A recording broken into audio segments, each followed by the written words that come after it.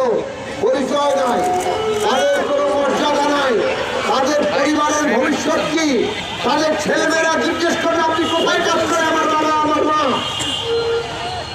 আপনি তাদের কোনো পরিচয় দেবেন না। এইরকম ভয়ঙ্কর নীতি তখন তারা এখনো তৈরি করে রেখেছেন।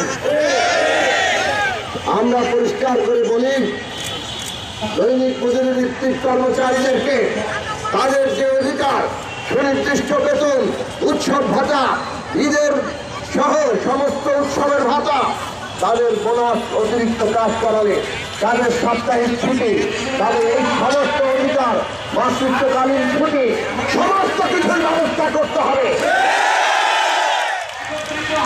আজকে আমরা দেখি সারা দেশে 3 মাস মাতৃত্বকালীন ছুটি, এমনকি শ্রমিকদের জন্য বিভিন্ন প্রাইভেট কারখানায়।